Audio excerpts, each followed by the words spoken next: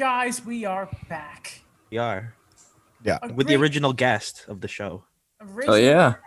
Mike is here. He was so upset when he saw that Will was on. He just went to the group chat. He just sent all these crying emojis, even some audio messages, and we knew we had to have him back on. Mike, it's been a while. How are you? I'm not too bad. How are you boys doing? Don't even ask. Don't think- even ask. Alex is. I know how you're doing. I know how you're doing. Believe me, I know how you're doing. We have Mike on for a very special reason. You may have heard that the Leafs just had a very bad loss. What? 5-1 lead. What was it? A 1% chance of happening? Point one. Less. Point one. Less. Point one. 1%. The sense of an amazing comeback. And well, Alex and Mike were on a Zoom, not a Zoom call, a FaceTime together. While you were A face call. Yeah. A FaceTime face audio call. Face to face. So I want to ask first off, guys, and we'll start with Mike here. How do you feel a few days removed from the Sens' monstrous comeback? Well, as a noted Sens fan, I think it's. I'm sorry. I'm still laughing till this day, man. I'm not upset at all. I'm just laughing. It's just, when it comes to a point where you're a fan of a certain team or something, but they just keep surprising you or proving you wrong every time that you don't think that they can surprise you even more. Like, it's come to the point where I've just become hysterical to this team. Hysterical. Mm-hmm. Alex, How about you, Alex? you're looking kind of sad there. Don't even. Yeah, I am. I'm pissed off. Like, listen. Okay, there's a couple things. I've been listening to a couple guys on TV, radio talking about this, and they called it a road bump or a bump in the road. And like, okay, that's fine. Like, yes, in the grand scheme of things, it's one game and whatever. But I just watched my team lose a 4-goal lead and then lose in overtime again. How many times do I have to go through this? Mm-hmm. I'm 20. I've seen it more times than like a Tampa Bay fan combined. Oh, come on. They won. Yeah. No, but I've seen more losses this team blow leads than like any other team, I swear. It's, I remember, so it all sort of started towards the end of the second period with John Tavares, who has been getting a lot of criticism over the past, I would say, week and a half or something? Yeah. Feels like much longer whenever there's sort of criticism around the Leafs, especially when there's a loss. And then from there, I think what DJ Smith said after like the Sens' third goal, that he's never felt so bad having a 5-3 lead because the signs were there. Sheldon Keefe. Yeah. That is, I've never heard a coach before in my life say that they were worried of a 5-3 lead. It is kind of comical to hear. I'm dumbfounded. You knew they were complacent. So do something about it. Yeah. I don't know. Like the 20-year-old had to figure this out. Sitting on his couch watching a hockey game, had to figure out, instead of saying you felt complacent, like try to do something. I got no indication from any guy any guy who talked that they actually tried to change their mentality in that game. Is there a single guy to blame here, or it's just the whole team? Apparently, William Nylander. Sorry, yeah. It's all William Nylander. What? I don't understand, because it's every time this team loses, and it's not always William Nylander, but they always pinpoint one specific player. I think Mike, we watched the game together. I couldn't tell you what happened in the first and the second period because I forgot. I remember the third period. There was it wasn't an individual player who lost us that game. It's not like Freddie was horrible. Riley was horrible. Tavares was horrible. Like everyone was horrible. It was a collective mindset loss. It was just like Matthew said, they just got lackadaisical. I'd actually like to ask you a question, Mike, because as someone who's played on a team, have you ever had, I guess, a collapse like this where, like, what is the mentality of a team when they're going through that? It's really interesting because it's really true in the sense that when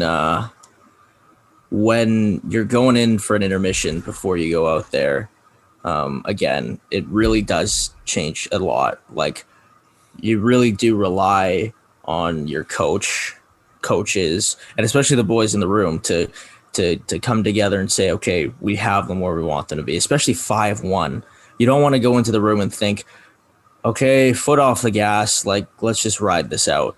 No, you're in that room and you're thinking, okay, let's absolutely not be embarrassed in the most worst way possible.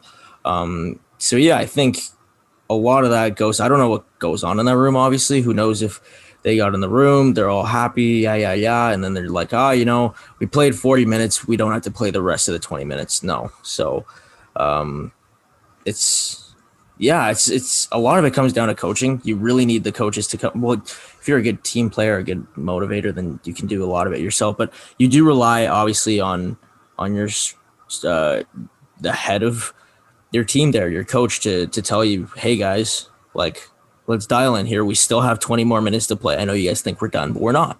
So clearly something didn't happen there. And ultimately this game, like I said, it purely came down to a lackadaisical effort that I believe came from from the locker room. The coaches didn't get the players prepared. The players themselves didn't want to get prepared to play another 20 minutes, and it showed. I have a question, Mike. Does that loss happen? I asked Alex this, so I'd love to get your and Daniel's thoughts here. Does that loss happen if Wayne Simmons is playing? That's a really interesting question, actually. That's a tough one. I mean, you see the effect that he's had on the boys, like on the team, as not just as an absolute speedster out there that has fought more for the Leafs than we've had since the days of Marty. But I don't know. I don't think it'd be as disastrous. Honestly, truth to tell you, I think. But at the same time, you can say that when you have, for example, Joe Thornton on the team, right? Joe Thornton's still a veteran presence, a leader, and he's a player that's come back from a 4-1 down 4-1 in a Game 7 loss, in a Game 7 win. So I don't know. I don't really think it would make that much of, because at the end of the day, yeah, Simmons can impact the game no matter what. But I don't think in a 5-1 game, he's going to go out there and do what he usually does to get the boys going and change their mentality. And he's not going to go out there and fight them when it's 5-1, 5-2. He's not going to start being the aggressive. He'll lay some hits out, don't get me wrong. But if you have a player like Joe Thornton out there already and he can't motivate the boys like that, or even Zach Bogosian, who's a Stanley Cup winner, I don't know. I don't think it really would have made a tremendous amount of difference. I mean, maybe in another world we can replay this and who knows, the Leafs could have won that, but that's really tough to speculate when he just wasn't there. Yeah, I kind of agree with Mike that as much as I think Wayne Simmons brings a lot to the team, there is a lot of people on this team, the leadership aspect there, that they weren't really lacking with anything. And if I even look at like Frederick Anderson, where again people are gonna say, oh, like it's another tale of Freddie, but like a lot of people forget too, like this is a guy that also made it to the conference finals with the Ducks. It's a guy that he's played the volume of games like throughout his whole career that we always see, that I just didn't see as an excuse that if you have this one guy not slot into the lineup that everything seems to be falling apart. Because like I think too that even on the top 6 guys, the onus was on them to, like what Mike said, like don't get your foot off the gas, like keep going, even if it means lighting the lamp even more, like which I would have been okay seeing. Alex, I'll ask you to give your opinion off of the text now on the pod. Yeah, I disagree with both of you. I think he would have had an impact. I think what he brings is different than Thornton and Bogosian, because I think Bogosian's just tough generally. I think Joe Thornton has the leadership mentality, but I think Wayne Simmons will go out of his way to be extra tough. And it's not when you're down 5-1, and it's not when you're down 5-2, when you're up 5-1, up 5-2. It's when you're up 5-3 and you're up 5-4. And he's gonna, and I mean, he should be, and obviously hindsight's 2020, but he should be absolutely pissed. It's the same thing, the argument that people are making when Jason Spezza dropped the gloves in whatever game it was against Columbus. There was an extra something on that bench after Jason Spezza fought, I think it was Dean Coogan, right? And I don't know who the hell he would have fought. He would have fought somebody, or he would have beat the crap out of somebody. I don't know. But I think he would have brought something extra. And I don't think that it would have been bad, but I don't think it would have been, because even if you're up 5-1 and you win the game 5-4, you almost blew a 4-goal lead. That's bad, right? But you still won the game. He'd fight like Eric Goodbranson. I'm sure he'd be probably, yeah. I think it's a little different in the sense, though, like we've just seen so many instances of this Leafs team where no matter what the circumstance, they can be up a couple goals or they can be down a couple goals. And even if, for example, Simmons is out there, he's dishing it, he's trying to get guys motivated. There are a lot of instances where this team will play with one guy. They'll have one guy playing and the rest of them kind of with their foot off their gas. So I can totally see where if Simmons is there, yes, if it's a 5-3 lead, if it's a 5-4 lead, now he's getting the boys to go. But nonetheless, there's still so many instances with this. I know it's different. Season per season is always a new season, a new game's a new game. But the track record with this team is too great for me to think that it would be any more than just one player kind of playing. But we've never had a guy like Simmons. That's true. Right? So, like last year it was Jason Spezza, I guess. And you even saw it with Clifford. Like, I think when they traded for Clifford and Gamble, and, you know, Clifford came out, was throwing hits and stuff like that, you saw a difference in Kapanen. You saw a difference in Dermott. Like, you saw differences in guys that you hadn't seen before. And that's why I think with Simmons, with Simmons brings that extra something that no one else on this team has. Like, Zach Bogosian's just tough, right? Like, he's a big guy and he's not afraid to throw his body around. Wayne Simmons is big, but he goes out of his way sometimes to be tough. And I think that's the difference maker. But I wouldn't want to discredit a player like Joe Thornton or anything, because Joe Thornton is that kind of motivator. He's the kind of team motivator. He's known as one of the best leaders throughout his entire Hall of Fame career. And right. So I genuinely, I totally see what you're saying with Simmons. He's a Wayne train. Yeah. He's the best Wayne to ever play hockey. But I don't know. But yeah. but I don't see it. I don't. You do wonder, though, is like, listen, Jumbo, how old is Jumbo Joe Thornton now? 41. 41. Yeah, around there. Wayne Simmons can still assert himself physically on the ice, and you wonder if that part of Simmons' game, if there's a big hit or something, could have influenced it. I want to keep going on the Leafs in a bit. Just 1 second quickly. Yeah. The thing that worries me that with what Mike is saying, because I think he's not wrong when it comes to Joe Thornton, is that if Joe Thornton can't motivate this team, who can? They brought in Marlowe, that worked for a little bit. But Mike Babcock, that worked for a little bit. Spezza worked for a little bit and it died off. If it can't be Jumbo Joe, like, that's what worries me. I mean, like, it's more of a concern. Like, what you're saying is true, but I don't want it to be true. So you've just brought up something really funny, Marlowe. What number did Marlowe wear? 12. Because I'm pretty sure we were asking this before the show. We're going to continue on this in a second. I want to ask you guys about Toronto's next game versus the Sens and that.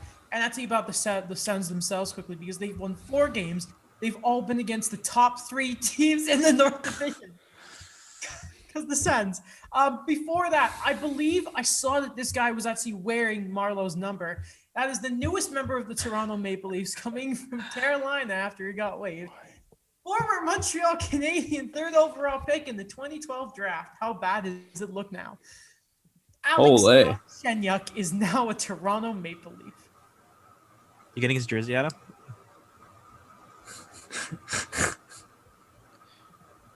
Galley. Oh, he left. He was so upset. He got so mad He that you was said so that. upset that he left. Man, like that's such an odd trade. Like, you didn't really give anything up. I guess in terms of the Leafs perspective, you didn't give up much. Leaving the call was to absolutely say, no, I'm not getting him. Oh, Okay, just I making did sure. not lag out. I was just so disgusted. We figured that you would have Yeah. just been so offended. No, yeah. God, no, I am not. No. There's a new 27 in my life, and his name is Alexander Romanov. God, no. But guys, Alex Galchenyuk. yeah. I was just saying you didn't give up much to get Alex Galchenyuk, and I guess it's just another Jimmy VC experiment or whatever we're calling it. Like Igor Korshkov, yes, he played a game, scored a goal. Gonna miss him. I don't know. Scored for the Calder Cup. Wentz the first pick in the second round. I don't know what Korshkov was going to be on this team. He was never going to come back. He would have probably, Right.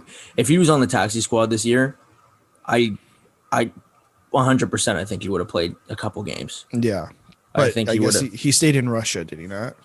Yeah, that's why. If he was here to play if he was here, he would have been on the taxi squad, and he would have been alternating. I don't even know if he stayed. I don't even know if we'd have Travis Boyd. I don't know if we'd have Nick Patan down there. Even Barabanov. He's a better Russian player than Barabanov because he's played more games in the NHL, and overall he's just a bigger body presence. But yeah, with him going to Russia this year, he wasn't going to play here this year. He has 1 year left on his deal, if I'm not mistaken. And Warsofsky, he was part of the Kapanen trade, I believe. And he was like, look at that D depth chart. You can barely fit Dermott in there. You can't even fit Sandin in there. Warsofsky's easily like 2 spots below Sandin, 3 spots below Sandin. Like he wasn't going to get a shot. Is he above Martin Marincin? No one's. Unfortunately, I don't think he's below Marty just because Marty's played in the NHL. But he was lower than even Liljegren. He was lower than. So yeah. I mean, listen, like he's probably going to play for this team a little bit. I think the team's starting. You say that so excitedly. Wait, listen. Like, what is Alex Galchenyuk going to be on this team? A fourth line guy? Like you said when we were talking. Like they're probably, and other people have said on the air, like they're probably getting fed up with Jimmy VC a little bit. If you saw, I mean, if I'm not mistaken, I was reading an article on the Athletic today. Yes, it was by Siegel. It's such a great name, Jonas Siegel. And he was talking about how Jimmy VC's. Well, he was late to the party because I already said it first, obviously. But he's running out of chances. But he had a pretty interesting picture of VC talking to Keefe after practice, where Patan and Engvall were out on the ice. They were shooting pucks after. McKay was getting ready to shoot some pucks after, so they stayed on the ice after. And VC was on too, and he had about a 15-minute conversation with Keefe, just by the boards. And he's in that position where he's holding his stick to his hand. He's like kind of like this while he's like listening to Keefe, and didn't really see any smiling throughout that conversation. So, and he had, the day before at practice, same thing. He had a conversation. Today was longer, but he had a conversation with him after practice yesterday. So you wonder what the dealio was with Jimmy Harvard. I mean, worst case here is one of VC or Galchenyuk is on the taxi squad or with the Marlies. Yeah. I know Gino Reda, he commented on this after the trade just happened, that it's a mystery like what you're having with Alex Galchenyuk, because he is not defensively sound enough to be in the bottom 6, and I don't think he's going to push too many people. So he called him like an emergency stopgap in a way, because I think big emphasis on the emergency, because what we talked about last year was, he had the opportunity in Minnesota to kind of rebuild his value, because that team has no scoring at all, and he didn't deliver. He struggled even more than he did on Pittsburgh. which sucked because he really started to get a lot better. Or sorry, no, I'm thinking VC for a second. No, but he completely looked out of place in every team he's gone to ever since Montreal treated him so badly. just waiting. There was fault on both sides. I can't disagree. By the time Claude Julien got hold of him after Terry and was let go, it was no coming back. It was a lost cause. It was too late. I think it's interesting because, I mean, look, Jimmy Vesey was brought in because he's brought in for $900,000 because you lost Kapanen and you lost Janssen because you needed to make your roster better and you need money to do that, and those guys cost money. And so a cheap reclamation project. The Leafs have done that plenty of times. Hell, look at Jason Spezza. He's doing great for a league min deal. Or even Tyler Ennis when he signed a year or two ago. But when it comes to VC, he was brought in to try and reclaim some of that offense, or reclaim, even more importantly, he was brought in to be a player like Janssen and Kapanen who benefit from playing with players that are better than them because they can be a complementary piece, a complementary player. And in his entire time there, he's been given chances. He's been given chances to play even on the second line with JT and Marner, or with Nylander, or when Thornton went down, he was the first look to play with Matthews and Marner on that top line. And the entire time so far, he has 1 assist and 2 goals this season. And in every single Maple Leafs report cards after, I think by Myrtle, it's always the same thing, just nothing to see here. So, you bring him in to be a complimentary player, but he really hasn't even been complimenting any of these players at all. And he doesn't look, I mean, don't get me wrong, it can come to both sides. I mean, who knows if he got a couple more chances. I hesitate when I say this, if he can get a couple chances on the power play. But here's the thing. I know that sounds a little bit off, but you also had Travis Boyd at one point on your top power play unit. You've had Nick Patan on your top power play unit. Keefe is very much open to experimenting and trying things around. So if he really wants to maximize his potential with this player, I'm not saying throw him on the top line power play unit for 3 games in a row. I'm just saying you really got to work on trying to find something out of Jimmy Vesey, or he's really a lost cause for the year, and you got to hope that Galchenyuk can step in, or hope that you bring Robertson back up and he can play in that kind of spot. But yeah, I think the difference between what he did with Boyd and Patan and what he's doing with VC is that, like, I think both of us could agree when he did that, at least those guys were popping out on the page. Like Boyd looked for a guy who's brought in, who, listen, like when we were talking about Boyd, who the hell thought he was going to play an NHL game, let alone be somewhat consistent in this lineup? He fell out of favor in training camp. He didn't look great in training camp.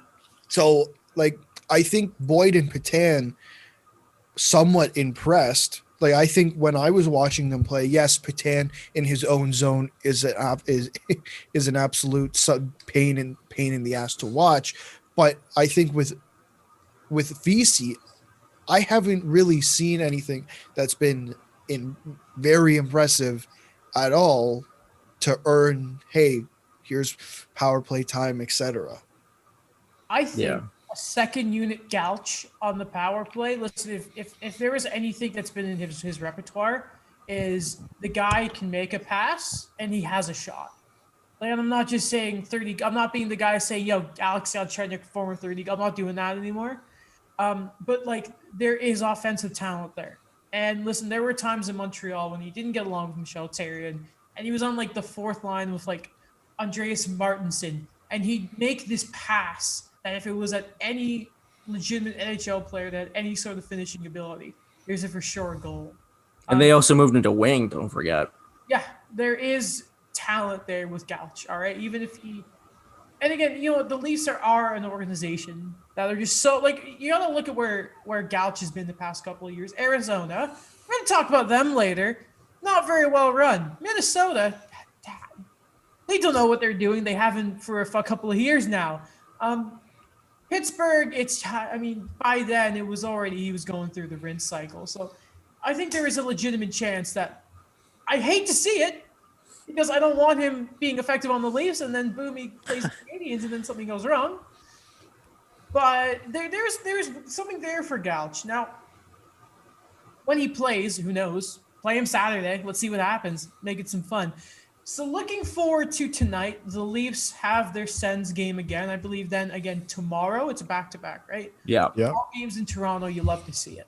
Murray's playing tonight too. Well, then They better shell him. I don't even care. 10 goals. I couldn't care less. that there's the question then is what are you expecting? And it may be as easy as, you know what, we could be seeing a 5-0 just sort of shelling of the Ottawa Senators tonight. But just more, deeper than that, what do you expect out of the Leafs? And besides Austin Matthews scoring a goal, which seems to happen every day now. I have a very simple answer.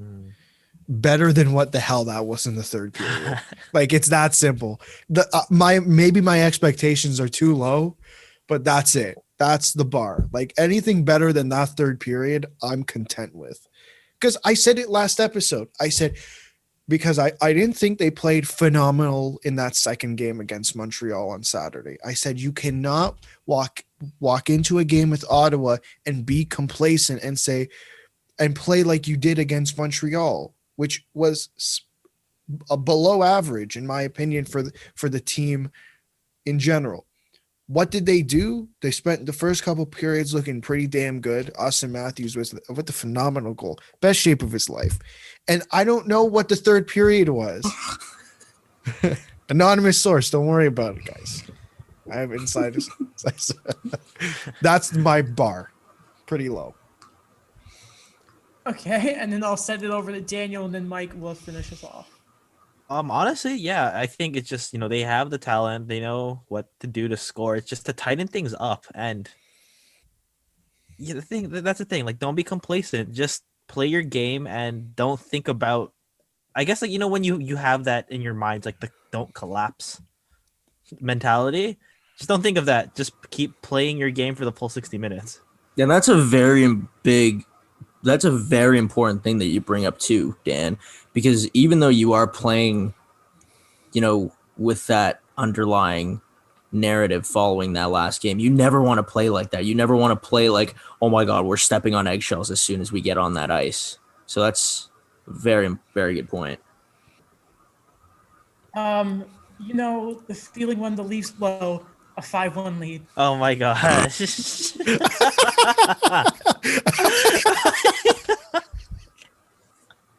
I don't know what we're laughing at. Go watch the YouTube version of the show. I was ruthless. Oh my gosh. Anyway, all right. Well, lads, I think that was good fun. Mike, thank you very much for coming on. Hold up. I didn't get to tell my story, eh? Oh yeah. Oh yes. Oh, is this the jinxing, right? Yes. Mm-hmm. It's all so Mike's first fault. off, I will be wearing this bad boy for tonight. That's your retro reverse Leafs Austin Matthews jersey. Yeah. So What's the story behind it? I'll be wearing that tonight on the FaceTime. Obviously, you guys are obviously more than welcome to be there. I mean, Alex is always there crying. I'm gonna wear the Zach Bogosian jersey tonight. Change. You have to up. actually. You have to. I will Probably change gonna things up. sit in tonight, by the way. So So what- Andrew Raycroft. Nice. So what happened was, this is a great moment. What happened? This really cemented. This really kind of creates a vision of what Alex's personal hell is. So, we're watching the game. We're doing our virtual watch party. We actually got started on time. No TV issues for either of us, which is huge. Not even any internet issues on the FaceTime. Huge. Let's go. Huge. Because usually we are plagued with these. We're sitting there first two periods. Obviously, the only thing is Alex is delayed. So every time I'm celebrating a goal, Alex is just like, nice. Okay, cool. I'll wait another 15 seconds to watch this goal. Because Rogers TV. Couldn't tell you. So it's the third period. It's 5-2 after JT gives that absolute pizza in the middle for Nick Paul. And I'm like, you know what? We're up. I'm going to wear the jersey. Now, the story of the jersey is I wore it last game against Montreal, and the Leafs lost. So I'm like, okay, I'm not going to wear it this game. But then it's sitting there and it's just staring me in the face. And I'm like, it's such a beautiful jersey. Oh, really? Contrary to popular belief. I know, highly debated. I love it. Whatever. So I put it on. I'm like, okay. And Alex is like, no, don't do it. Don't do it. So I'm like, no, you know what? We're up 5-2. If the Leafs lose it, it's because they deserve to lose it. Whatever. If they're gonna leave, they're gonna leave. So I put the jersey on and I say, what's the worst that can happen? And I even tell Alex, I'm not even gonna knock on wood. I'm just gonna let it happen. 1 minute and Artem Zub goes in for that breakaway right out of the penalty box. Great move, by the way. Great name. And then, as Alex calls him, the creative player. You gotta be the guy for your NHL for the entry draft, Artem Zub. And so I'm sitting there, and every time they score, obviously because Alex is delayed. So basically, picture this: I'm looking at my TV, and then I'll just go. He'll hear because he could hear from my AirPods, quick plug, and then you can hear like, the sound of Gordon Miller, like saying scores, but he won't hear a goal horn. And then I'll just go like this. I'll literally be looking at the screen. I'll just go like.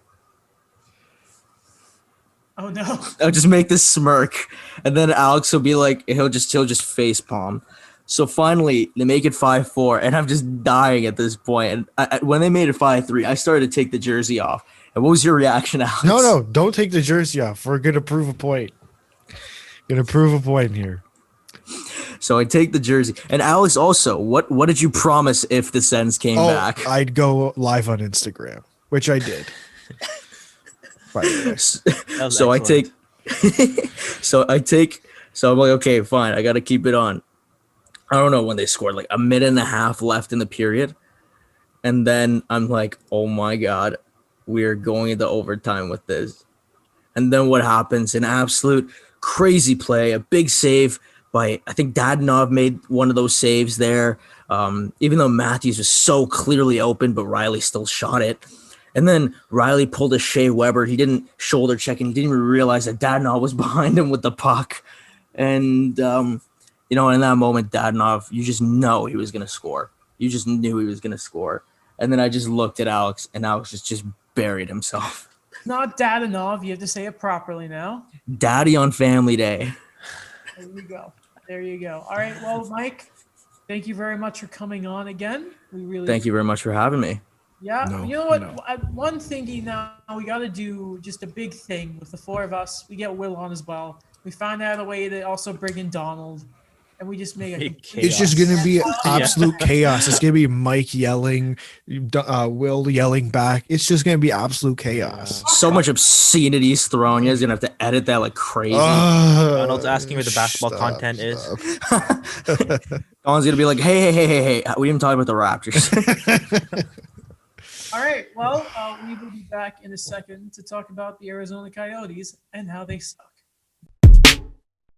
All right. Sweet Leafs talk, guys. Daniel, take it away. What are we doing now? Hey, guys. So, introduction of not a bar down ripoff whatsoever, but it's our first quiz segment. I'm excited. I'd like to think you guys excited? Inspired not by the TSN bar down quiz, but by the pop quiz I used to have on the show that Alex was never a fan. I never said I wasn't a fan of it. I remember asking you Star Wars questions and you just completely. That's why. Yeah, we're asking me Star Wars questions. There we go. Or you never told us we were doing a quiz. We would be talking about something, and you're like, "All right, guys, pop quiz." Work. I wasn't prepared, but today I prepared you guys. For today, we're going to do the 2014 to 2021 Toronto Maple Leafs and Montreal Canadiens. And as we've discussed before, the rules. Each answer is worth 2 points, and the bonus answer is worth 1 point. Mm-hmm. Yes, so I don't know, it'd be a coin toss. What should be first, the Habs or the Leafs? I don't actually have a coin. I have a coin here. Okay. Okay, flip the coin. Flip the coin. Bear is Habs. Okay. Queen is Leafs. No. Hold okay, on. so Queen is the Queen should be the British guy being the Habs fan. That is fair. Makes a good point. Queen. The Leafs. Habs. We've had so many battles. Bear. In the playoffs. Leafs. That's so a great the Bear? point. Yes, and that's really good. I want to see when you flip it. I want to see you bring it up to the camera. I can't actually see it. Okay, there we go. Flips the coin. Wow, what a flip. Will Paul probably has the over-under on this. What a All right, we have The Queen. God Queen. bless her. All right, question 1. Okay. I'm excited. In the last 6 seasons for the Montreal Canadiens, only one player has topped 70 points. Who was it? Say that again? In the last 6 seasons, so since 2014, Yeah. only one player in the Montreal Canadiens has had 70 points or more. And who is it? There's only it must be one guy. Oh man, I'm feeling really really I know who stupid. this is. Okay. Okay, I'm not gonna say anything, but I think I know who this is. Okay. I'm gonna put a name down. To be honest, Okay. I'm not 100% sure, but I'm gonna put his name down anyways. It hasn't happened often. They don't have a lot of scorers that even go past 60 points the past couple of years. Okay, I'm hoping I'm right. Okay. Ready to We're flip gonna them, guys? show our answers. Yep. You have Max That's good. Pacioretty. Oh the man. correct answer is Alex Oh! Domi with 72 points. Oh, yes. No! I was thinking maybe it was Pacioretty's 39. No, the bastard never at Cleveland went 60, did he? God damn it. I didn't even think about Max Pacioretty. That was Domi. Dang it. All right. I didn't even think of Max Pacioretty as a Montreal Canadian. I feel not smart right now. God, he had more than 30 goals. God damn it, Max. All right. Because I remember Domi had one really good season with the Canadians. How did Pacioretty never do it? The loser. He got close. He had like He 68 had points. 69, once. didn't he? Yeah, 69, yeah. 39 goal year. I believe so. Yes, it was that. One more, Max. God damn it. All right. Next question is in the Leafs question. In the last 6 tournaments, the Leafs have only had 4 players who made the Canadian World Junior team. Who are they? Hint: 2 are on the current roster. 1 has recently left the organization. Canadian, you said? Yes, on the Canadian World Junior team. There are 4 players. And you said what? One has left recently? 1 has left recently. 2 are on the current roster, and 1 is in the organization. One is in the organization. Oh crap. Okay, this is okay. So I know one of them for sure. Oh, this isn't easy. Oh, this is not easy. Okay, I'm The guessing one who just left the club. it's guessing, and you're saying in this. You said 4 players? Yeah, there are 4 players in the last 6 tournaments. And 6 tournament. Okay, what do you mean? So you said 2 are in the club, 1's in the organization, 1 is recently left. Yes. What does recently mean? Like, he was here within the last year or 2. Year or 2. Oh, okay. Yes. All right. That's the one I'm having the most trouble with. In the organization, so not in the Leafs, maybe in the Marlins. Who just left? This is a random thing. I don't know if you're going to remember this, Adam. Yep. You have mentioned the guy in the past in the organization to me on Twitter as a joke. Twitter as a joke? Yes. Oh god, I can't think of that. I know that's very obscure. I'm confident with 3 names here. The 4th one I cannot figure out to save my life. Mm-hmm. All right, I'll give it 1 more minute. Okay, yeah, give me. I can't figure out the name who just left. Organization. Oh my god, who was in the organization? Who is it? Who is The it? Canadian World Junior team. I'm struggling here with this guy. The guy who left. I'm trying to remember who left it, who was traded from this team. It had to have been a young guy. No. Who is the? Oh my god, American. who's in the organization? Who is it? Okay, I'm gonna go with a guess here. I'm thinking of Russians. I can't think of a Canadian. Yeah, that's actually that's the difficulty here because the Leafs actually don't have many It's people only making it Finns recently. and Swedes. I can't. Okay, think of other- I think I Alright. have the name. I can't You even guys think. You know what? I'm just ready? gonna do this guy for the hell of it. Okay. Alright. Okay. Ready, I don't Sean? know. Yeah, I don't know if he can read. Okay. So I have It is- Marner, Dermott, Ian Scott, and Sean Dursey. Okay, you got 3 out of the 4. Wait, which one did I? Okay, Adam Sean Show. Dursey was the wrong one. Okay, I went Holloway. I don't even know if that's an actual guy. If I'm getting mixed, I said Riley, Kadri, and Marner. No. So None of you them. guys both got them wrong. 6 seasons. Yeah. So the correct answer Yeah. is Mitch Marner, Yeah. Travis Dermott, Yeah. Ian Ian Scott, Scott. and you guys forgot this guy, Freddie Oh the Goat. no! No! Oh, I didn't even think about Frederick Gauthier. I've been thinking about. I'm thinking trades. I'm like, who did they trade? Okay, Jake Muzzin. I thought Trevor Moore. I'm like, he's American. So is it still the points 2-0? Wait a second. Yes. Wait a Is it? second. Wait a second. Uh-huh. When did Frederick Gauthier play in the World Juniors? 2015. He was on the McDavid, Domi, Bastard. Anthony Duclair team. Zach Fucali team. Bastard. Damn. I I forgot knew you about were that. doing World Juniors too. I knew it. You knew Okay. it. All right. That's disappointing. All right. Question 2 for the Habs. In the 2013-2014 season, the Habs actually had 2 goalies in the organization who would go on to be nominated in their careers for the Hart and Vezina trophies. The first one is pretty obvious, but who is the second? Okay. Wait, say that again. I know who it is. In the 2013, Oh. 2000. Wait, do you want to say the question again? Yeah. In the 2013-2014 season, the Habs had 2 goalies in the organization who would go on to be nominated in their careers for the Hart and Vezina trophies. The first one is pretty obvious, but who is Yeah. the second? Second. Okay, I'm thinking goalies. I'm not. I know it was a Vezina. I don't know if he was a Hart nominee. I could be wrong here, but there's one goalie who is standing out like a sore thumb for this. And what's funny, I was looking at Montreal trades earlier actually, and but this is the only guy I can think of because goalies for the Hart is so freaking rare too. Like Price was the last one I can remember, but because here's what sucks. 13-14 was my first year, but I only started watching after the Olympics. If I get this, I'm gonna be very, very proud of myself. I have a name, but I know it's wrong. I think this is the only name that came to me.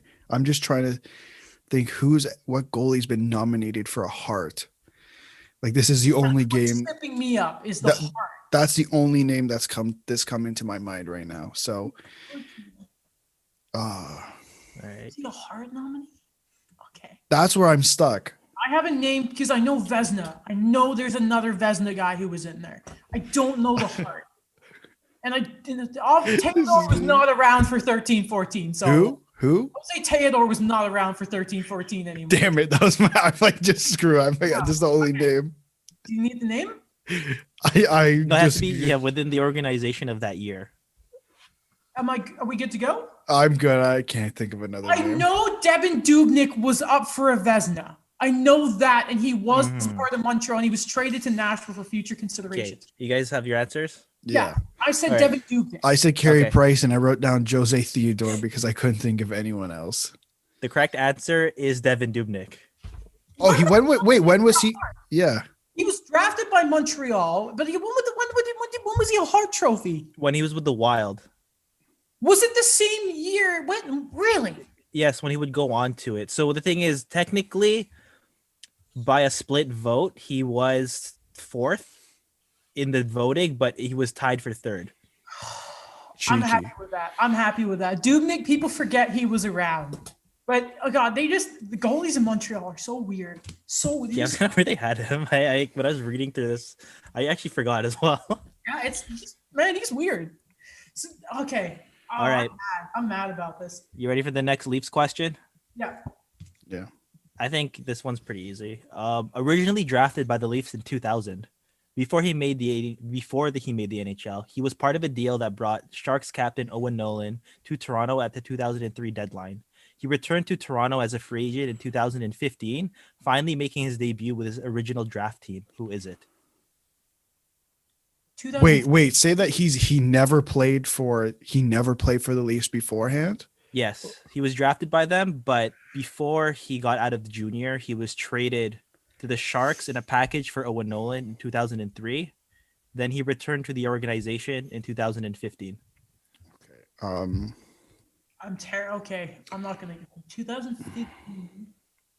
Just remember, a hint for that is this team was really bad. Yeah. And they signed a bunch of guys. Okay, I think I have the answer. Okay. If it helps, he was a 1st round pick. Yeah, the no, okay. 2000. I feel more right about my answer. Okay. I think. All right.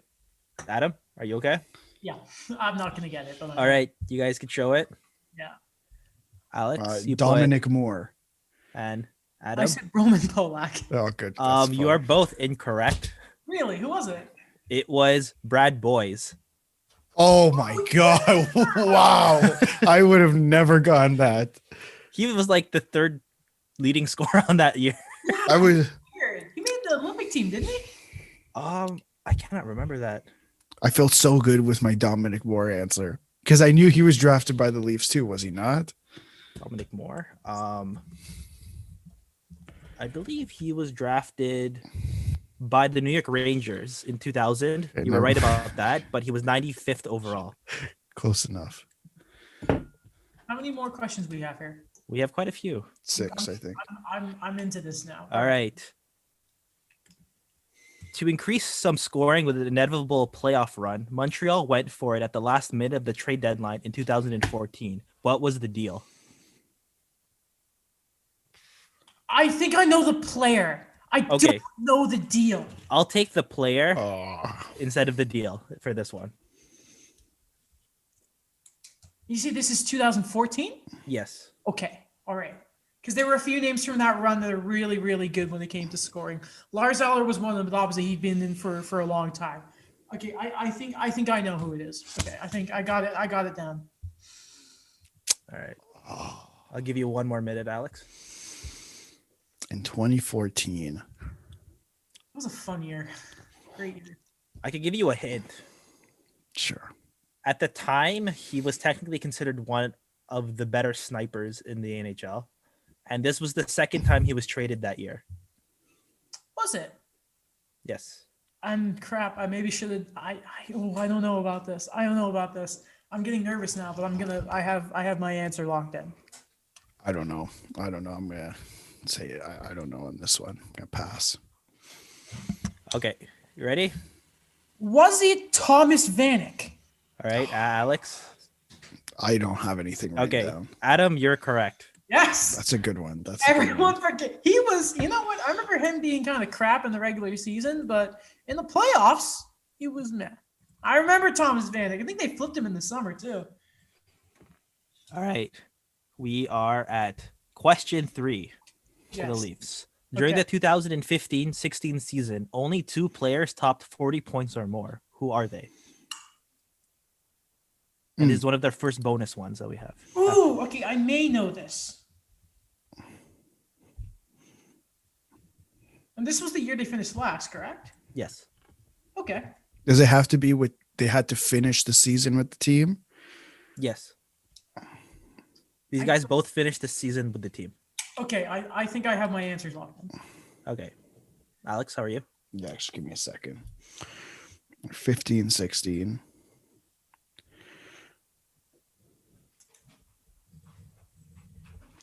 This is suspenseful. I'm excited. This is exciting. This is exciting stuff. This is Daniel. You've created something. Okay. Yes. All right. got You my guys ready to answer. show your answers? Yeah. Yeah. Okay. I said Leo Komarov and P.A. Parento. Okay. I said Kadri and Parento. And the correct answer is Alex with Pierre Parento and Nazem Kadri. I forgot about Kadri. I thought Komarov because he was an all-star or something around. That would have been a good Dang show. it. I almost All right. wrote down. Do you know how many points Michael Grabner had? He had like remember that was the year he could not he shot like crazy Yeah, at the net, but he could not score. Michael Grabner that year. I think he got traded. Did he not? I was He gonna he stayed the full year. He played Oh. 80 games, but he only put up 18 points. Oh, never mind. 9 goals, Wow, 9 that was- assists. Is it 4-4 then? It is. I think so. Yes, it is. Okay. All right. Okay. Good. Actually, no, it is. Yes. No, No, it it's is. 'Cause It is Alex- 4-4, yes. Yeah. Because This is the bonus question. Okay, This is worth bonus 1 question. point. Only one player that season for the Leafs played 82 games. Who is it? Leo Komarov. Okay, Alex. Sorry, I should have written that down. I No, it's good. What's cool, Alex? have no idea. It wasn't Parento because he got a concussion, didn't he? Yeah. Then they couldn't trade him. Yeah. God. what are we- I'm gonna go with Komarov too. Okay.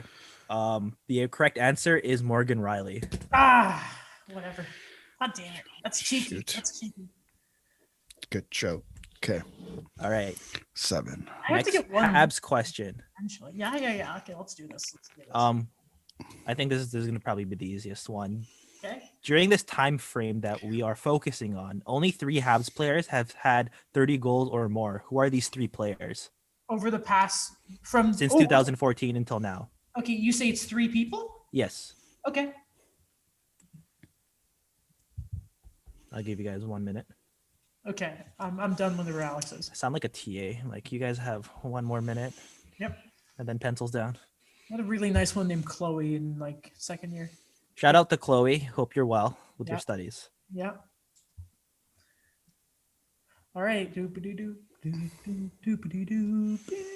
Oh, You good, wow. Alex? This is stressful stuff. This is stressful stuff. No, 1 second. It's embarrassing to think they've only had 3, by the way. Okay, I'm going. All right. Can't see it. Galchenyuk, Pacioretty, and Tatar. Okay, Adam. I had Chucky, Galchenyuk, Gally Gallagher, and Max Pacioretty. And the correct answer is Adam.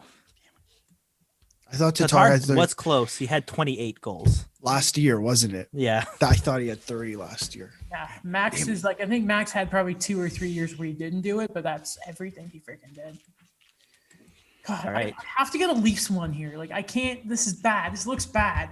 Alex got the Domi one. I have to get on it here. All right, next question for the Leafs. Known as a Mike Babcock type of guy, he was praised as an effective penalty killer and centered the 4th line. He left the team in the offseason only to be reclaimed on waivers the next season by Toronto. Who is it? Wait, what year was it? It was 2016 and 2017, and then he was re-signed in 2018. But the thing is, the hint for this is in 2018, he never played for the Leafs, but he was with the organization. And Mike Babcock, 4th line center. It wasn't Boyle because he was a rental that 1 year. I'll give I you don't a know. hint. Yeah, please. Where he kept being brought back, and he was called Toronto's Luke Glendening. Oh, why can't I think of this? It's right there. Who? 4th line center. 4th line center. Another hint, he is not listed as a center, but Mike Babcock played him at center. Oh, this is gonna kill me. I can't think of it. Just wait a second. Just give me a sec. Okay, so he signed with the team and he with the team before 2016. He was acquired in 2016 in a trade, a deadline trade, and then remained with the team and became a Mike Babcock favorite from that point on.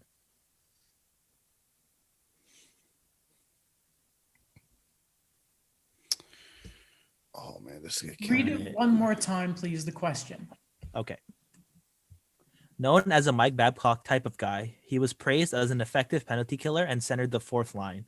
He left the team in the offseason only to be reclaimed on waivers the next season by Toronto. Who is it? I can't figure it out. All right. Okay, so he was acquired via trade in 2016. Yeah, when they had the whole fire sale. He was in a package. It wasn't just him. I'm gonna throw in the towel here. I don't know. Okay. Alex? 1 second. That's a good one, Daniel. That's a really Okay, I'm gonna go with a name here. It's probably wrong, but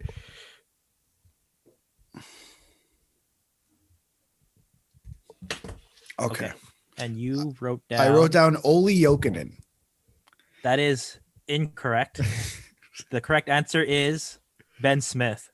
Oh, Oh, yeah! my God, He sent it no. to San Jose, right? Yeah, he was in the San Jose deal with James Reimer. Oh, that's a bastard one. That's good.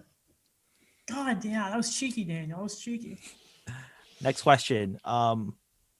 It is called the Czech connection. At the time, these two undrafted players in the Czech Republic attracted significant NHL interest as immediate pros.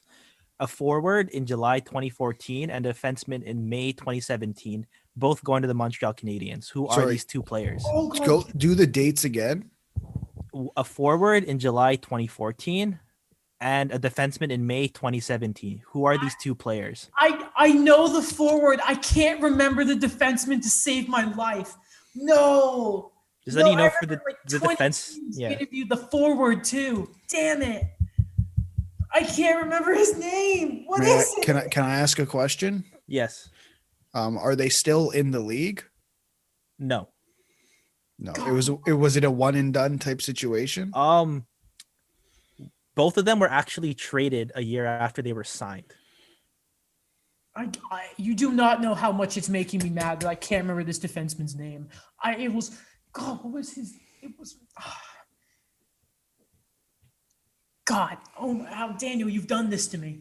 You've done this to me, Daniel. I actually might say this guy's name wrong, by the way. I'm a point behind, so I need to get a question done soon here. I know. What's the defenseman? Because I remember where he was traded to as well. I remember where the defenseman was traded. Oh, this is killing me. I don't know either of them. Why have you done this? Why have you done this? I can't remember the defenseman. I can't. Okay. I throw a towel. You guys throwing the towel? I don't have any yet. Well, what do you think the forward was at least? It was Yergy Sakash. Oh, Okay, that was correct. Yes. But the defenseman. I can't remember it. He got traded to Washington though. Yes, you're right about that. What's his name? Okay, it's Jakub Jurabek. Jacob Yerjabek. Yeah. Yes, I remember him. No, stupid Yerjabek. No. I would have never guessed either of those players. No. And they were getting all the checks in the summer, and they were like, "Oh, they're gonna." God damn it! All right. So annoying. Next one. Jacob Yerjabek, that bastard. Is this the last one? No, we have one each on each team after this. Good. Okay. Good. All right. Technically, okay, you want? Sorry. I'm just ranting still. How can I not remember that? You need a moment? No, keep going. Okay. All right, question 5 for the Leafs. Technically, he was Toronto's top line center in 2009, which were very dark times. However, he returned to be the team's fourth line center for the 2017-2018 season. Who is this? Huh? You want me to read it again? No, this time I think I'm right. Okay. This time I think I'm right.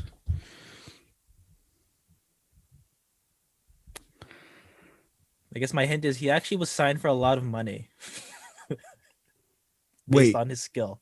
The first time around or the second time around? The second time around. In 17, 18. Jacob Yerjabek, that bastard. Okay, maybe I'm wrong again.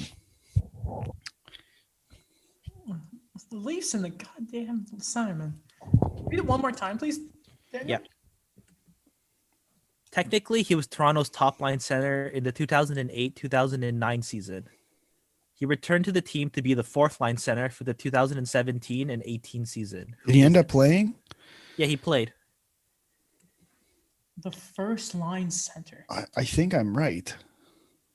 Just remember, it's a guy that returned to the team. Yeah. I can't think of it, but I have a name down anyway. Okay.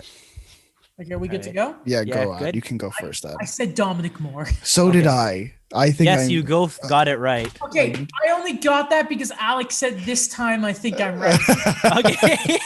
Let's go. Stupid decision from me. Okay. That's pretty good. Yeah. How have you guys got that one? What was the hint that got you? He was a center in 09 and then signed in 17, 18. All right. That's what got me the question. This is the last Habs question.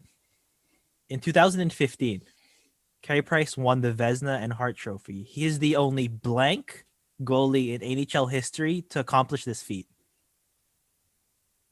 The only blank goalie? Yes. The only blank goalie. In to only NHL win- history, yeah. Okay. I thought you were tricking me because he's the only goalie to win all four, but you're saying he's the only blank goalie to win the Vezina and the Hart? Read that again, sorry. Okay. In 2015, Carey Price won the Vezina and Hart Trophy. He is the only blank goalie in NHL history to accomplish this feat. The only blank goalie to win the Hart and... Okay, I think I know what it is. Okay. I think I know what it is. I'm not going to give too much away here. This also has a bonus question. This is cheeky, by the way, Daniel. This is very, very cheeky of you. This is very, very cheeky. I love that season. That's my favorite season in NHL history because Price was just putting on a show. The only blank goalie to have won the Hart and the Vezina. Okay. All right. I've got my answer. I don't know. I think this is right. I don't even Okay. know if it's right, to be honest. What's I your put answer? I put Canadian. Okay. So Adam. Taylor. It's a number, by the way. What? It's a number. What? It's a number. You did not make that clear. I was gonna say. Okay, my apologies. I was gonna say BC born. Oh, Okay, we'll do that again. He's the only blank number in NHL history to accomplish this feat. The only. wait, what? Like, you could say he's like the second or third goalie to have ever won the Hart and the Vezina. yeah. Whoa, that's a lot harder. That's very difficult. Well, I'm just gonna take a guess. I got that from a athletic article, by the way, because I was like reading through like records. Okay, I'm gonna take a guess. Okay. Alex? Whenever. I'm double thinking myself here. Okay. Okay. I said third. So did I I. can find it, but like Okay. if it's second, I'm gonna be very mad. It's third. I wrote third as well. All right. The correct answer is fourth. Really? So Yes. let me guess. So Theodore, obviously, like Hasek and Waugh or Brodeur. Who was it? I believe you were right for some of them. That's cheeky. The other ones are All right, then apologies. It is I imagine one of Marty. God, right? wait, where was it again? So annoying. That's incredibly. I'm not over Yerjabek, much less that question. And it's 8-6 to me, right? Going into the yeah. You have a bonus and the last Leafs question, right? Okay. I'll look for it after. Yeah. But here is the last Leaf question. I thought. Well, what about the bonus? I mean, oh yeah, sorry. There's a few. Oh, the bonus. You actually got it right. It was Jose Theodore. When I said who was the other franchise goalie to do it. Wait, so what? He gets an extra point? I mean, no, he said it before answering. He said it while he was explaining his other answer. So that's a Jeopardy thing right there. I think. Yeah. I say we throw it out the window. I don't think I should get the point there. all right. So it's 8-6. I have to get this question right. I have other questions too if you guys want to keep going, but I think it's a bit Leafs heavy if that's okay with you guys. Oh, how about this? Let's get the last question. Let's see what happens. See how it is. Okay. Because I'm not gonna lie to you guys. I really want to win. Okay. Okay, let's just go. Let's throw does the next question have a bonus in it? I could switch it up and do another. No, bonus. it doesn't matter. It's okay. Okay. Just go with the next question. If it's Yeah, tied, let's it's get tied. through it and All see right. if it's tie. Then if we need a bonus, then no, you're the quiz master. Sorry, you. Yeah, Last no question. worries. Okay.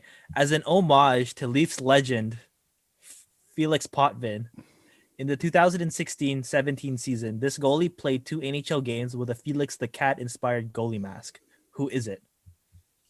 In 16-17. He played how many games? 2 games.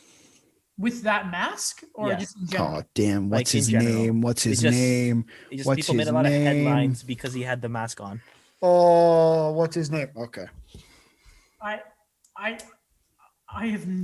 have no idea.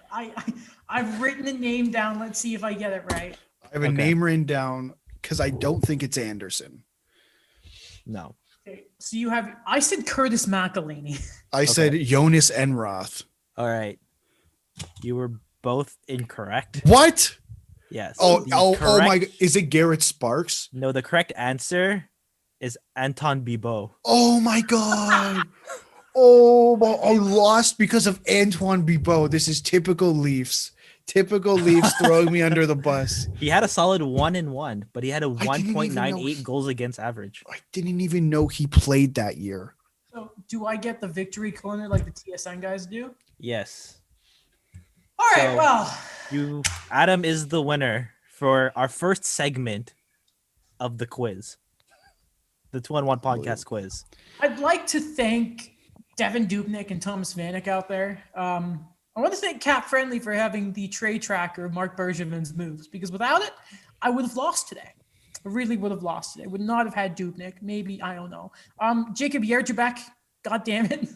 But good game, Alex. Very, Good game. very, very well done, Daniel. Yeah. I think now I have to go make a belt. Okay. Get Thanks, a score. guys. We will see you all in a second, because I remember we actually have the rest of the show to go. Exactly.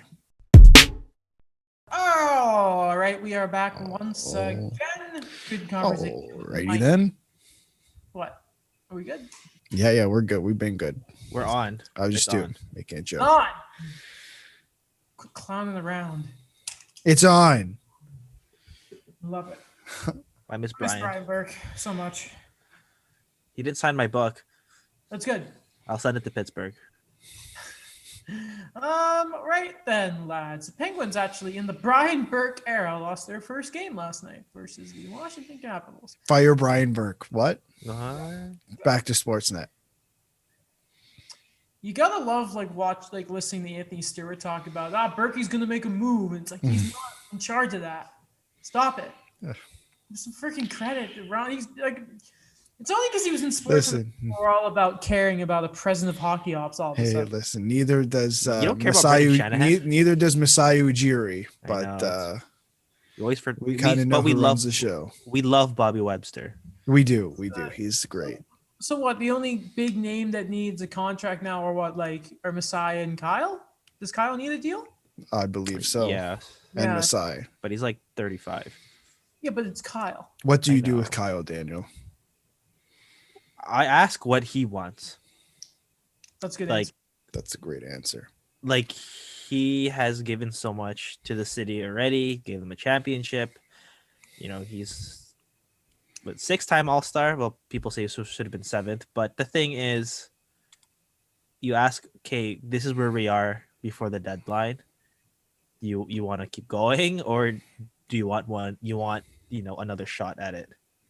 Is it possible? Like something?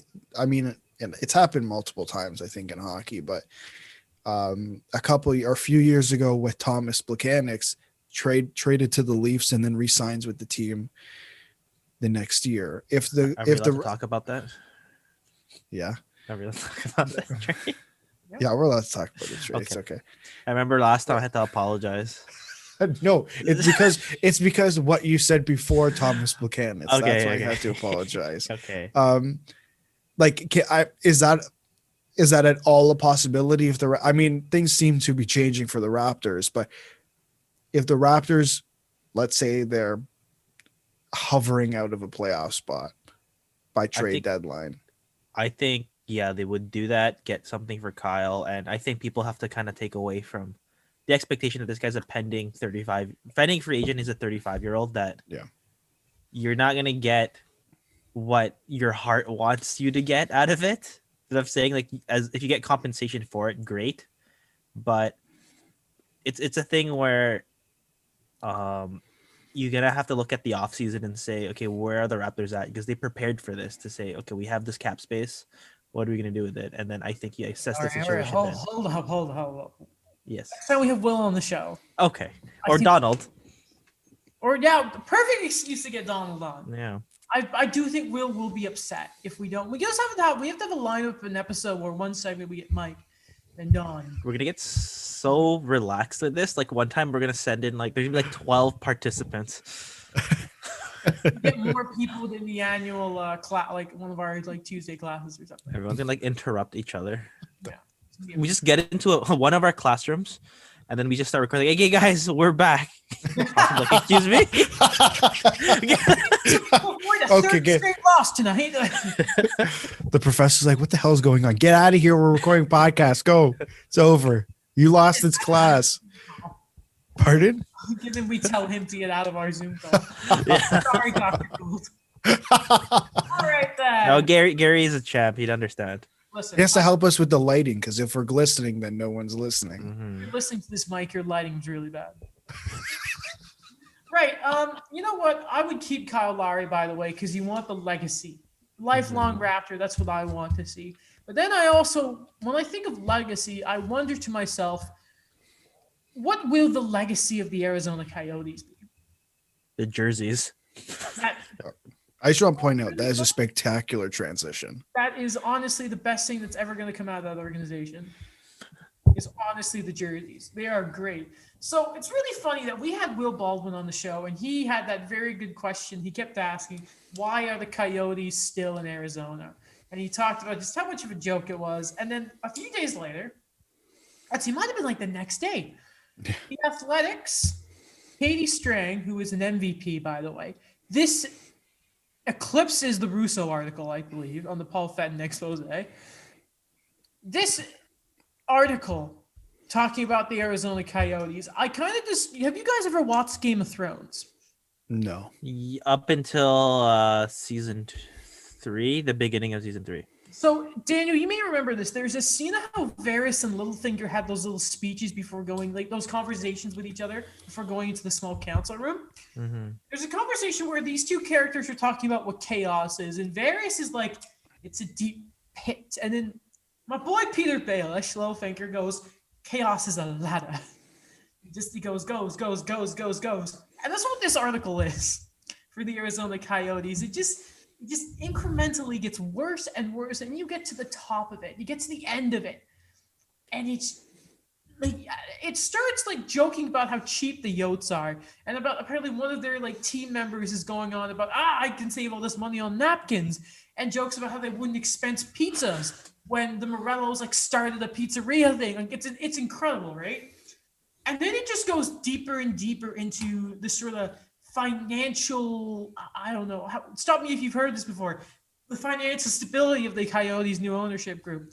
Goes into stuff like sexual harassment, more stuff in the Mitchell Miller stuff, just what it's like being a employee with the Coyotes right now.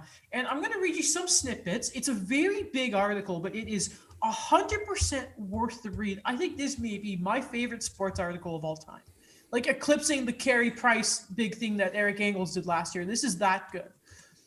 First off, I think the three of us, before we get into this, because the Coyotes have responded, and they kind of like insinuated they were going to, I don't know, take further action against the Athletic. What are you gonna do? Now, I want to preface this because there's one thing that the three of us as journalism students can guarantee is that this article has probably been lawyered to hell.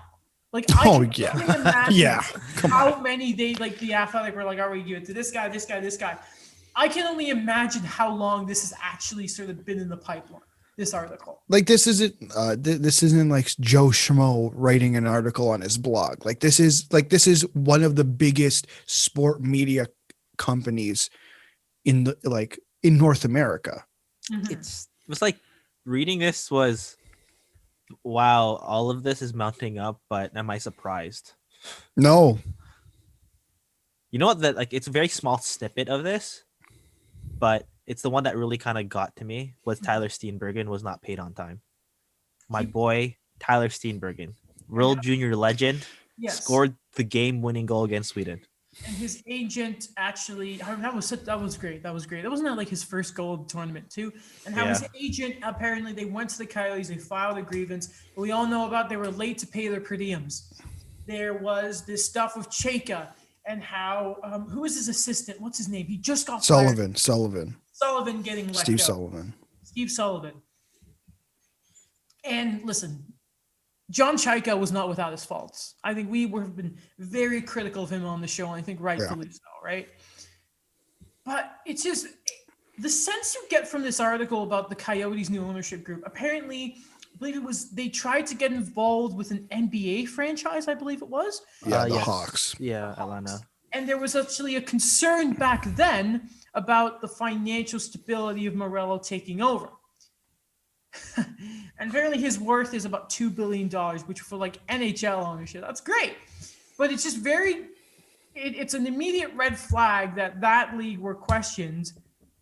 And apparently at the time, the Morellos claimed there was some sort of labor sort of concern about it. So that's already a red flag. What year? I don't remember in the article. I don't know if either of you have it up. What year did they try to buy the Hawks? I believe it was 2011. So it's been like 10 years. Okay. No, time wise. Mm-hmm. Yeah, August 2011. Mm-hmm. But the deal fell apart just a few months later, according to the article. Apparently, there is some sort of case involving the airlines the Coyotes use about unpaid fares, I guess. There's also talk about how apparently have you guys ever seen the show Dirty John on Netflix? No? Okay, never mind. So from talking, and Katie Strang has talked to so many people in this article, it's incredible. I can only imagine first of all, to her, amazing article, by the way. Like, this is simply sensational. Is apparently the Coyotes seem to have this sort of tactic of grinding you down, or this new ownership group. Apparently, when there is any sort of claim against them or something, and I have to be very careful here, because slander. But the Coyotes appear to, like, this new ownership group. They seem very cheap. They seem a bit scummy. Like, I'm trying to, you get what I'm trying to say without saying it, right? Yeah. You seem like the kind of guys that are selling you a watch on the corner, and they're taking out their long trench coats. Okay, that's a bit of a stretch. And the watch doesn't work when you know what I mean? It's just the one thing. Yeah, go on, Alex. Go ahead. It's okay. Oh, just for me, I just like, and I'm just still sticking more to what I've seen with them in years past is the way they've been able to kind of like field the team, that the kind of trades they've done, the players they've drafted. I've said it before. I love Barrett Hayden, but they, at a time where you really got to hit on those draft picks, they go off the board. That when these decisions come up, like it's just kind of like they keep digging the hole even deeper. Yeah, like just to speak on what Adam was saying there for a second, like, I think there's a difference between trying to bargain with somebody and trying to get a cheaper price, especially when you're working in that business and it's not like you're working in small quantities. You're able to say, okay, like, listen, can we cut this price down a little bit? But I think there's a difference between trying to bargain and grinding down from the way I was reading what they were doing. Like, I think there's a huge difference between these two things. Do you remember during the bubble, teams were complaining that some squads were getting like fancy food and like wraps, and some it was all Arizona complaining. I wonder now because yeah, an expensive pizza. There's just so many concerning things, and the biggest thing for me was when with about the financials of it is they always said, well, we're going through all these changes, and sometimes there's going to be mistakes. I'm sorry, I don't know any other business that is run well that when things change, it ends up like this. Like, this is a new level of I don't know what. And you know what? It's not incompetence. It sounds purposeful by the Coyotes. There was a quote in the article that said the way they sort of had these dealings, they had done it before. Now, another sort of concern, and this is where it starts getting a bit, oh my God. So Alex Morello's son has apparently started becoming a very big part of the team. And it kind of goes to this bigger picture that it seems from this article that a lot of the ownership group is sort of their new sort of style of running the team is very much how they would do a diner, a pizzeria, but they're applying it to a hockey team. And what's concerning about Morello's son is I have a little bit of the article I'm going to read up here, okay? During interviews for the Coyotes GM position, multiple GM candidates said they felt that Morello Gutierrez and Alex Morello Jr. displayed a general lack of awareness about the requirements of the job. These candidates said they were very uncomfortable with uncomfortable with Morello Jr.'s apparent level of influence over hockey operations despite having limited understanding of organizational hierarchy, the salary cap, and day-to-day operations. By the way, the salary cap nowadays is pretty important. Morello Jr., whose title is Strategic Advisor of Business and Hockey Operations, was differential in the first few months after his father purchased the team, shy and eager to learn, but grew increasingly hands-on and emboldened, sources say. He took a more active role in player evaluation despite the lack of experience in professional hockey. Those within the hockey operations department gave him assignments to help learn some of the nuances of player evaluation. But, hold on a minute. I'm going to find it. We're all good. I had to switch because I'm on my phone. I didn't have the actual article up. Hold on for player evaluations. But, I'm so sorry. Why can I not find it? But anyway, he did it. There was a part of the article where he says his penchant for scrolling through YouTube videos unrelated to hockey during the workday was well known around the offices. Is the way I'm trying to get to. For some reason, I can't find where I left off. But basically, guy gets his kid in the thing, and he's too busy probably watching Minecraft tutorials. I don't know why I said that. That's so random. That's what's in my YouTube recommendation. Instead of actually learning the ins and outs of the business. You know what this? If anything happens to his dad, is probably now running the squad. You know what this feels like? It's much worse than TJ Fenton, but it's like that. Yeah, it's like, imagine one of us became co-hosts of Tim and whatever. It's now Tim and Adam, Tim and Daniel, Tim and Alex, whatever. And Tim is giving us, we've never been on live radio or TV before, right? And Tim's giving us tips and then after a while, we take the tips at first and whatever. And then after a while, we just stop taking his tips and doing whatever we want.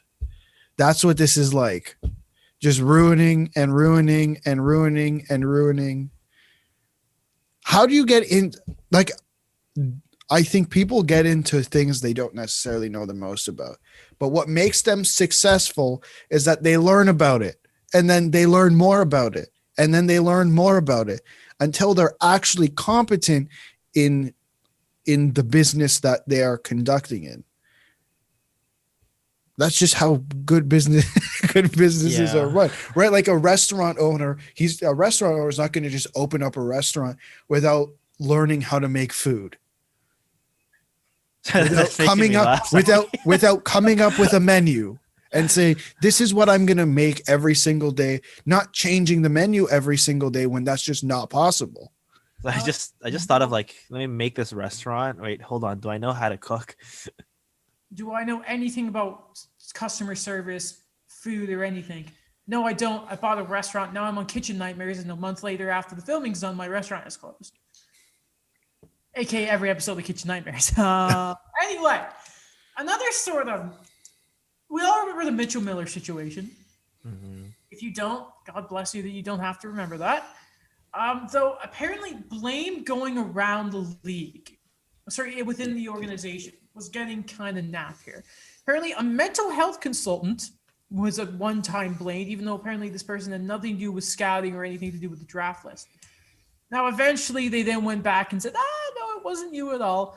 But the worst part is apparently at the time, this mental health consultant actually raised concern about the Mitchell Miller pick and like his lack of empathy towards what he had done to, I think it was Isaiah Carruthers was the name of the kid he bullied. I feel terrible. I can't remember it.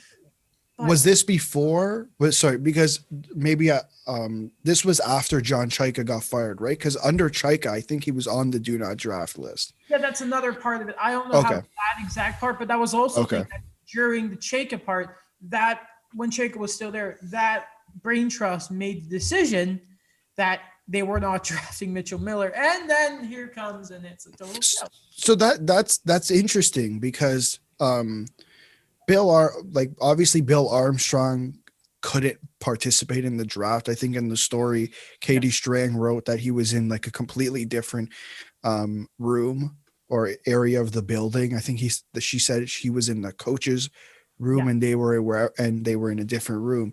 So Steve Sullivan was part of Chaika's brain trust, I guess, right? He was the assistant general manager. Yeah. So my question is, who made at the end of the day, who made the decision with the 4th round pick? We're going to select Miller, because I think for me in my head, there's 2 scenarios here. Sullivan said, screw it. We're going to take him anyways, even though we've been advised not to from this particular person. And there's the ownership getting involved saying, take the best player available. Like, this is who we're picking. Something that would probably happen in Ottawa. It's kind of weird that at that point in the draft, given this guy's reputation, and this is just from my own perspective, Right. that what I've mentioned before of a team known for going off the board so many times, you decide to kind of go with best player available if that was the decision. It is off the board because a lot of teams didn't even have right. Couldn't have gone more off the board. Like, I'd be very interested to know what was going on in that room at the time of the pick, because I'd have to imagine Marullo, his son Gutierrez, and Steve Sullivan are all in that room at the same time during the draft, plus scout or two, if there's any left, because at this point, man, there's saving money and running an efficient business, because I think apparently Morello was very upset that there was a projection of losing $50 million in revenue, which is that's pretty bad. But then there is just apparently too, this guy has like just verbally just undressed people. Apparently he went off about a person who called him Alex instead of Mr. Morello, or just like, you need to do that. Like, it's a polite thing, to just say, like, if you would prefer to be called, like, we've all had professors that have, a PhD and they don't want to be called professor. They want to be called doctor because but then there is, seeming to be a jerk about it. And just, right. If you are the boss, there's the 3 F's of leadership. You need to be firm, you need to be fair, and you need to be friendly. And everything of this article just seems to point the other way. One last point I want to mention, and there is a ton in this article. Now, the reason I'm not reading a bunch of it and we're not going to talk about a ton of it is because go read the article itself. It is worth the time. It is so good. Last thing I want to mention here, and it's related because I don't know if you've ever heard of COVID, but it's pretty bad here. And it sucks that the Americans who did not take it seriously are the ones with all the vaccines. I just want to go to a hockey game, guys. We will one day when we're all vaccinated. We are not gonna procrastinate anymore. We're gonna go to a Marlies Rocket game. Daniel, I'm a healthy 21-year-old white guy. I am not getting that vaccine this year. No. Maybe in December. We'll go. I don't know. We'll put in our calendars now. What are you guys doing in 2 years? It's a good question. Yeah. Hopefully have a job. Knowing the way journalism works, I'm doing some stuff in Halifax covering local minor hockey program. But we're still meeting up for these, so we'll meet for a Mooseheads game then. See, we gotta just. COVID has taught us we have to roll with the opportunities. Anyway, last thing on the Coyotes here. Yeah. So from the article, quote, the Coyotes hold a bi-monthly company-wide call called Pack Update. Because they're Coyotes, you see. Clever, but don't. Which include departmental happenings and activities and howl-outs for certain achievements. The constant reinforcement of the concept of family on these calls has become hard to square with reality. Employees are frustrated with the change in health benefits, the pressure to work in the office rather than remotely, and what feels like to some an implicit directive to attend games despite COVID-19 concerns. And again, that's not even the worst part. There's a bit in an article about an unwanted sexual why can't I think of it? Like an advancement of a female employee that was just totally not okay with it. But apparently she has not commented, and that you don't blame her for something like this, but going forward is I don't want to ask the question that we always do with the Arizona Coyotes. How are they still here? I don't even know what is the NHL gonna do. It's Groundhog Day with the Coyotes. Is we're gonna wake up tomorrow, the week from now, a month, a year, and nothing has changed with this organization. And there have been bad owners, there have been nosy owners, but the Morellos I personally, guys, do not see the Arizona Coyotes going anywhere still under this ownership group. And quite frankly, I am really sad that Oliver Ekman-Larsson did not get out of there over the summer, which is his own fault for putting a deadline on his own trade. Like, stop it, dude. And, but the Oilers are better than this. That is true. I mean, the Yeah. Oilers, that bar is low, but this bar is much lower. Because when I look at this roster, and I don't know, it's just the talent wise too of a team that's just underperformed, and you don't have any draft picks to kind of really show for it. Indeed. What's really funny is they in the article, Katie Strang talks about it before the draft. Really, like Morello's brand new like mansion, they were like indulging in food and all wine and just let's make Ben like changes to health benefits while we're just indulging, like the fat Roman like emperor robot from Futurama. You know what I mean? Love that robot. Remember Futurama? Just too many references.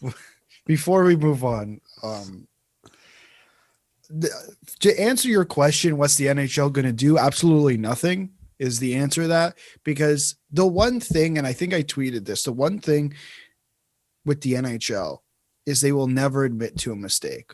They've done it once. They've done it once when they said, we're going to move Atlanta to Winnipeg because Atlanta was horrible.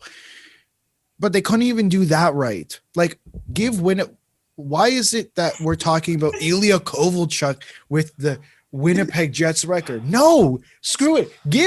Give Phoenix or Arizona, whatever they're called, give them Atlanta's records, because like, I don't care.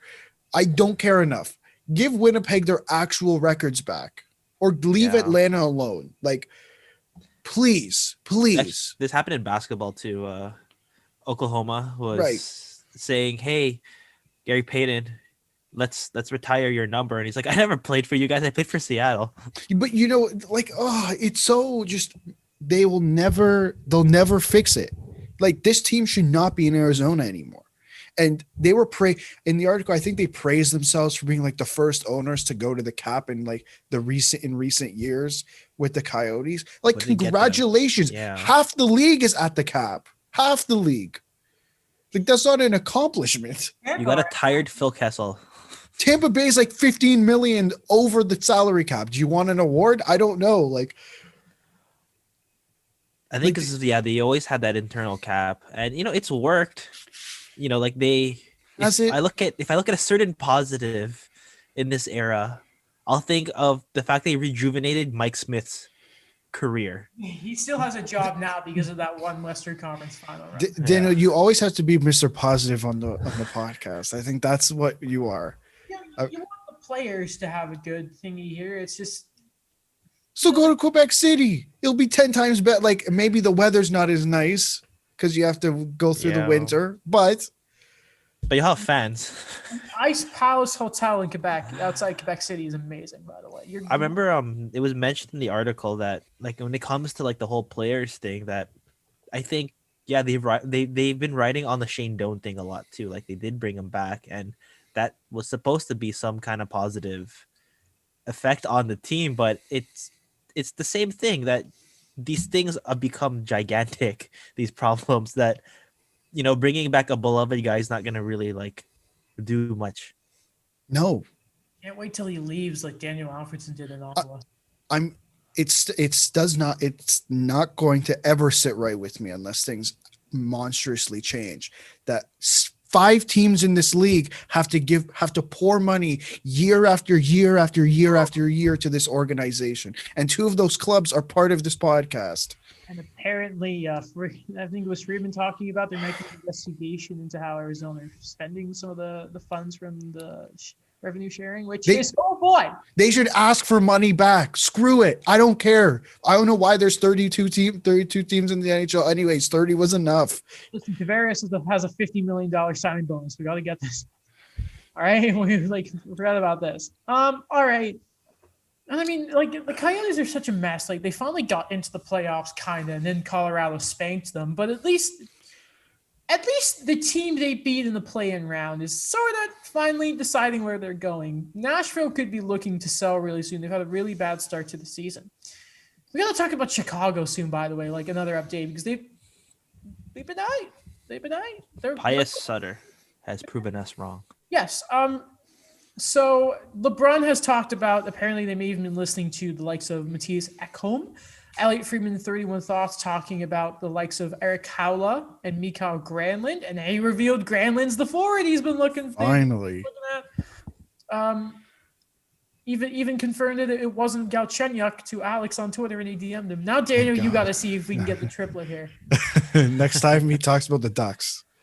Yeah, but you know what he talked about in 31 Thoughts, actually, about how good Jamie Drysdale has been in his past few games. So there is hope. But Predators, this could finally be the first step in rebuilding, which is crazy to me because of the money committed to everybody else. Yeah, allow me to get up cap friendly. That's my main question. And I think Chicago's going through something like this as well. And I think, how do you rebuild? Now I'm trying to look for them on Cap Friendly as well. How do you rebuild with 2 $8 million quote unquote centers, a $9 million defense, a $9 million and a $6.25 million defenseman? And listen, the money of Kyle Turris. And the money of Kyle Turris. But how, like, you're not going to trade, you can't trade Johansson. I don't know who would take on that contract. Same with Duchesne. You'd be crazy to trade Yossi or Ellis because I think they're just that good. Like, how do you rebuild around this? Or how do you hit rock bottom? You know what? I didn't realize, by the way, they have 5 players on the IR. I don't know, because you think, first of all, yeah, you look asset by asset. Yeah, Duchesne's not going anywhere on that big ticket. 6 years left at $8 million. Philip Forsberg's up next year. If you wanted to really make a move to get some assets back, Philip Forsberg 2 more years at 6. You can do it there. You could get something for Arvidsson, who's a damn good player. And beside that, it's like, I know they were also, Friedman was talking about Nick Cousins could be on the move. That's a centerman, but $1.5 million for that guy right now, I don't know. You're not really going to get much for him. Yeah, and like, I mean, even now, like, I like Ryan Ellis, but who's going to take 7 years of 6.2, as Alex was mentioning? And the worst thing with, like, and credit to the Predators, they only have one of these deals, and that's with Roman Josi. And his, as you mentioned, his big ticket at $9 million, $59 million in there because numbers, but his $9 million ticket, and he has a no move clause. Now Rene does too, but Rene's up after this year. So it's just, this is when you do start worrying about the Minnesota Wild territory of, you want to do a rebuild, or maybe you do, maybe you don't, Minnesota, but you can't make those big moves right now. Like, I think you could get a taker for Yossi and Alice, but it would be difficult because the money is just right now in the league. It's near impossible to make a big move unless you're like Ottawa, but like Ottawa's not going to be sending likes of Kachuk and all their young guys to go get a guy like Roman Josi. And again, you mentioned those 2 centermen, those are anchor contracts. Like, it's possible. It's been done before. And I guess the biggest example, the first one that came to my head, was trading 2 contracts from the Leafs, at least. Dion Phaneuf, who got traded to Ottawa, who was probably, like, in his Leafs tenure at a low point. And then trading Phil Kessel, and you had to retain on that. And I think that's, like, That's what's probably going to have to happen if you want to do this properly. You're going to trade these guys and you're going to have to retain. Like, there's no way you trade Matt Duchene or Ryan Johansson and that other team's taking on the full $8 million. Unless you're like Arizona, took on the full Kessel deal. You know what? Nashville got saved in the new CBA because of the fixture to the capper capture penalties to Shea Weber's contract. So they won't have that like $20 million 1 year thing if he retires at the right time in his career. But but with the tourist buyout and probably the retaining they're going to have to do on some of these big deals, they might have to retain that much money. I think there were a couple teams, and I don't remember who reported. I think there were a couple teams who were fine with having compliance buyouts when they were negotiating the CBA. I guarantee you Nashville was one of them. Mm-hmm. I don't know, an Eric Holla on the Leafs or something. I don't know. I can see that. Well, let me ask you this, Daniel. Mm-hmm. He probably will. But does David Poile get to pull a Bowman, a Bergevin here? And does he get the chance? Or should he get the chance to clean up his own mess? I think probably, given Nashville's tradition of literally keeping guys on there in management and in coaching for so long, that there is that possibility that he could say, all right, you have these expiring guys, get some assets out of this and just figure this out. But I think it's entirely possible, but it's also kind of betting on those big guy contracts, saying, what are you going to get out of this? Because when you think about Marc Bergevin, you have that consistency of a Carey Price, of a Shea Weber, that, these guys are going to bounce back eventually. But, how long have we given Matt Duchene? How long have we given Ryan Johansson? Are they really at that level of a Carey Price, of a Shea Weber? And I think things are going to get even worse. I don't believe in UC Saros. And I know who you believe in, though. I believe in Yaroslav Askarov, but at the same time, that's like at least 4 years away. Right. From being 4 years away. No. 4 years away from being 4 years away. Yeah, no, not that long. But I really think that, like even if we talk about even the prospects like Dante Fabro or, Phil Tomasino, these are guys that they're eventually going to contribute, but it's going to be way down the line that you're not going to have those veteran guys who are aging like a fine wine on your team to really keep things going. If I'm ownership, I say, this is what I say, David Poile. I'd like to see your plan for how you're planning on rebuilding. And I look at that plan, and if I don't like the plan, sorry. Well, lads, I think it's time to end the episode, or how are we inserting the quiz? I thought we were going to put it in between Toronto and this stuff. Yeah. Unless you want me to. Well, yeah, that was a great quiz, guys. Yeah, it's great quiz. Yeah. Great quiz. Oh my God. I can't believe what happened. Yeah. Crazy answers. Great, fantastic quiz by Daniel. I hope you enjoyed today's episode. If you did, be sure to check out the YouTube version so you can watch video versions of this podcast and see all our beautiful faces. And Mike's disappointing lighting. Be sure to check out the show's Instagram and its Twitter account. Be sure to check out my YouTube channel for your Habs needs. Check out Daniel's stuff for the Eye Opener and the Hockey Writers Minnesota. Check out soon to be Alex's blog and then his other. Soon we'll figure that out lately. Maybe we'll get someone to do a video insert to see what it is. If it ever finishes, maybe I can plug in my Eye Opener sports thing. But the editor in chief is giving me so much stuff to look at. God damn it. Thank you, The Voice Said, as always, for being a fantastic platform for the show on iTunes, or it's Apple Podcasts. So dumb. 5-star review and all that. Spotify, wherever you are, give the show and check it out. Bye.